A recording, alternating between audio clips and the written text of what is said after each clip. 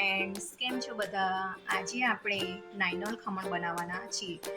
ઘણા બધાને નાયનોલ ખમણ સેમ બજારમાં મળે છે એવા નથી બનતા, તો આજે હું તમને થોડીક નાની નાની ટિપ્સ શેર કરવાની છું. એના લીધે તમારા નાયનોલ ખમણ ખરેખર ખૂબ જ મસ્ત બનશે. તમે એકવાર બનાવી જોજો મારી આ રેસીપીથી. જુઓ, એકદમ સ્પોન્જી સોફ્ટ જાળીવાળા તમારા નાયનોલ ખમણ તૈયાર થશે. તો ચાલો મિત્રો, આપણે બનાવવાની શરૂઆત કરીએ. તો ચાલો આપણે નાયનોલ ખમણ બનાવવા માટેની શરૂઆત કરી લઈએ. તો એના માટે મેં આ સુપર ફાઇન બોમ્બે બેસન લીધેલું છે, લગભગ 4 વાટકી જેટલું છે. હવે આપણે એમાં 2 ચમચી ખાંડ અને અડધી ચમચી જેટલા લીંબુના ફૂલ નાખી દઈશું અને થોડુંક મીઠું નાખી દઈશું. હવે આપણે આ 1 ગ્લાસ જેટલું પાણી લીધેલું છે. 4 વાટકીની સામે 1 ગ્લાસ જેટલું પાણી બરાબર છે, એટલે 300 ml જેટલું પાણી છે. થોડું થોડું નાખીને આપણે બેટરને મિક્સ કરતા જઈશું. હવે આપણે પાણી નાખીને મિક્સ કરી લઈશું બધું. એક જ રોટેશનમાં આપણે 5 થી 7 મિનિટ હલાવી લેવાનું છે.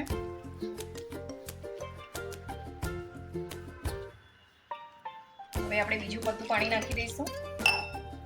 ટોટલ 4 વાટકી જેટલો લોટ હતો, તેમાં મેં 2 મોટી ચમચી ખાંડ નાખેલી છે અને અડધી ચમચી જેટલા લીંબુના ફૂલ નાખેલા છે અને સ્વાદ અનુસાર મીઠું નાખેલું છે.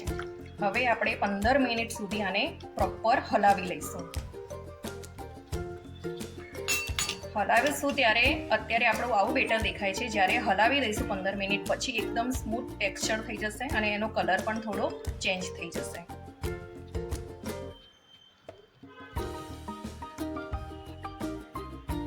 બેટરને મેં બરાબર 15 મિનિટ સુધી ફેટી દીધેલું હતું. હવે એને 10 થી 12 મિનિટ માટે રેસ્ટ કરવા મૂકી દઈશું અને આપણે ખમણમાં ખવાતી કઢી બનાવવાની શરૂઆત કરીશું. ખમણ સાથે ખવાતી કઢી દહીંમાંથી કે છાશમાંથી નથી બનતી, માત્ર બેસન અને લીંબુના ફૂલ અને ખાંડથી બને છે. તો મેં આ એક લોટ લઈ લીધેલો છે 2 થી 3 ચમચી જેટલો. એમાં લીંબુના ફૂલ નાખેલા છે 1 ચમચી જેટલા અને 2 થી 3 ચમચી જેટલા ખાંડ નાખેલી છે અને થોડુંક મીઠું નાખેલું છે. હવે આપણે પાણી નાખીને આ મિક્સરને ફેટી લઈશું.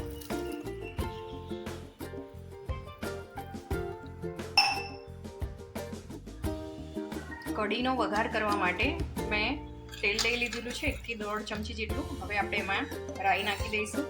આ કઢીમાં રાઈનો જ વઘાર થતો હોય છે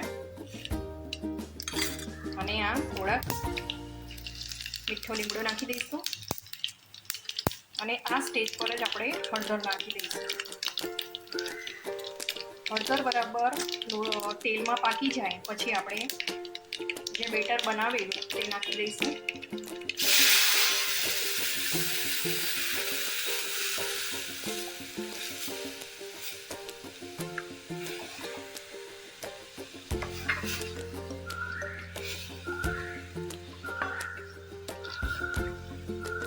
હવે આને 5 થી 7 મિનિટ માટે સ્લો ગેસ પર કૂક કરી લઈશું.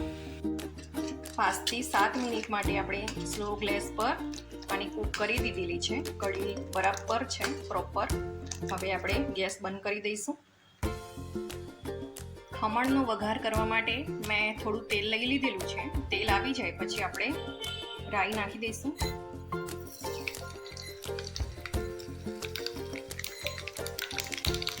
હવે આપણે સાથે કટ કરેલા મરચાં નાખીશું.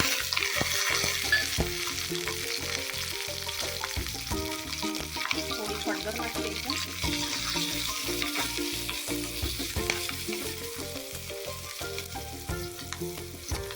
મીઠું નાખી દઈશું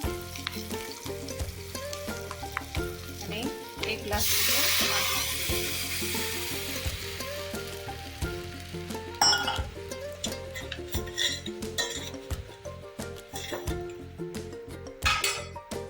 હવે આપણે 2 ચમચી જેવી ખાંડ નાખી દઈશું. મોટી ચમચી લેવાની છે, 2 મોટી ચમચી.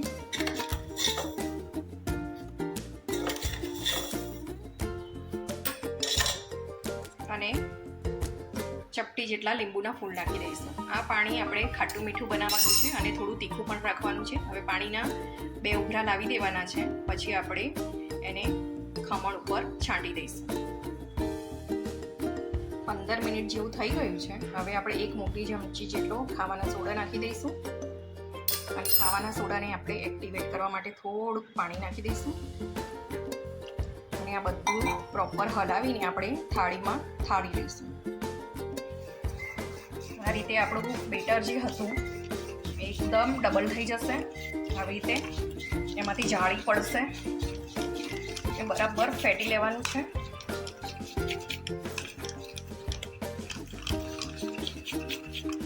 સોડા નાખતી વખતે તમારે એટલું ધ્યાન રાખવાનું છે કે સોડા એકદમ ફ્રેશ હોવો જોઈએ. તરત જ તોડીને નાખી દેવાનું છે. તોડેલી થેલીવાળું સોડા એક્ટિવેટ થશે નહીં અને આ રીતનું તમારું બેટર ફૂલશે નહીં. ચલો હવે આપણે આ થાળીમાં બધું બેટરને લઈ લઈએ.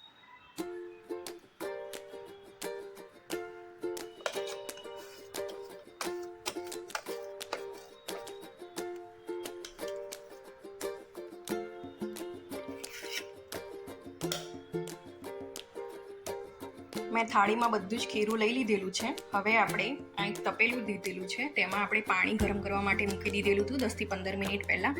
હવે આપણે ફૂલ ગેસ કરી દઈશું અને વરાળ અંદર બનવાની ચાલુ થઈ જાય પછી આપણે ડીશ મૂકી દઈશું. આ રીતે આપણે 15 મિનિટ માટે હાઈ ફ્લેમ પર સ્ટીમ કરી લેવાની છે અને ઉપર એક ઢાંકણ ઢાંકી દેવાનું છે. ઢાંકણ ઉપર પહેલાં કપડું એને વીંટી દેવાનું છે અને પછી તમારે ઢાંકણ મૂકવાનું, નહીં તો એનું પાણી અંદર પડ્યા જ કરશે અને તમારા ઢોકળા સોફ્ટ થશે નહીં. 15 થી 17 મિનિટ જેવું થઈ ગયું છે. આપણે હાઈ ફ્લેમ પર સ્ટીમ કરવા માટે મૂકેલા હતા. ચાલો આપણે એકવાર ચેક કરી લઈએ. જુઓ મિત્રો, તમને દેખાય છે ને એકદમ ફૂલી ગયા છે. આપણે ચેક કરી લઈએ વચ્ચે ચપ્પુ નાખીને. એકદમ નેટ એન્ડ ક્લીન બહાર આવે છે. આપણા ખમણ રેડી થઈ ગયા છે. હવે આપણે ગેસ બંધ કરીને બહાર નીકાળી દઈશું અને 10 થી 15 મિનિટ ઠંડા કરવા દઈશું. આ રીતે ખમણ બનાવશો તો એકદમ સ્પોન્જી અને સોફ્ટ તૈયાર થશે. અત્યારે ગરમ છે એટલે આપણે કટ નથી કરતા. ઠંડા થઈ જાય પછી આપણે કટ કરી લઈશું અને જે ખાટા પાણીનો આપણે વઘાર બનાવ્યો હતો, ખાટું અને મીઠું પાણીનો, એ આપણે આના પર છંટકાવ કરી દઈશું. નાઇનોલ ખમણ બનાવવા માટે આપણે થોડીક નાની નાની વાતનું ધ્યાન રાખવાનું હોય છે. એનું જે પ્રપોર્શન હોય છે, જે ઇન્ગ્રેડિયન્ટ આપણે યુઝ કરીએ છીએ એ ચોક્કસ ને પરફેક્ટ હોવા જોઈએ તો જ આ રીતે ખમણ ફૂલે, બાકી તો ખમણ ફૂલતા નથી.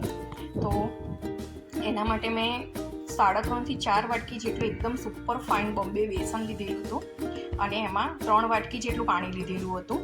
એમાં 2 ચમચી મોટી મેં ખાંડ લીધેલી હતી અને અડધી ચમચી જેટલા લીંબુના ફૂલ લીધેલા હતા અને આ રીતે મેં બેટર બનાવેલું હતું અને પછી એને 15 થી 17 મિનિટ માટે હાઈ ફ્લેમ પર સ્ટીમ કરી દીધેલી. તો જુઓ, એકદમ જાળીવાળા આપણા ખમણ તૈયાર થઈ ગયા છે.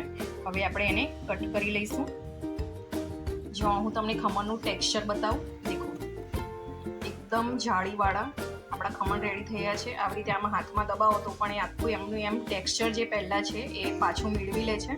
એટલે આપણા ખમણ ખૂબ જ સરસ રેડી થઈ ગયા છે. હવે આપણે આ પાણી પર છાંટી દઈશું. જો આખા દબાવીએ ને પછી પાછા આખા ઉપર આવી જાય છે. આ રીતે મેં 1.5 ગ્લાસ જેટલું પાણી બનાવેલું હતું તે આના અંદર મેં છાંટી દીધેલું છે. હવે આપણે ધાણા નાખી દઈશું. સુપર ટેસ્ટી એવા આપણા ખમણ રેડી થઈ ગયા છે. ચાલો તો આપણે સર્વ કરી લઈએ. એકદમ બજાર જેવા તૈયાર થયા છે. તમે પણ મિત્રો ઘરે આ ટ્રાય કરજો. મારી રેસીપીથી સેમ આવું ટેક્સચર આવશે બરાબર, પણ જે મેં નાની નાની તમને વાતો કહી છે તે બધી ખાસ ધ્યાન રાખજો આ રેસીપી બનાવતી વખતે. તો સુપર ટેસ્ટી એવા આપણા નાઇનોલ ખમણ રેડી થઈ ગયા છે, જે મેં સર્વ કરી દીધેલા છે. એની સાથે જે કઢી ખવાય છે તે આ ખમણ ખરેખર ખૂબ જ મસ્ત ટેસ્ટી લાગે છે. તમે એકવાર ટ્રાય કરજો ઘરે.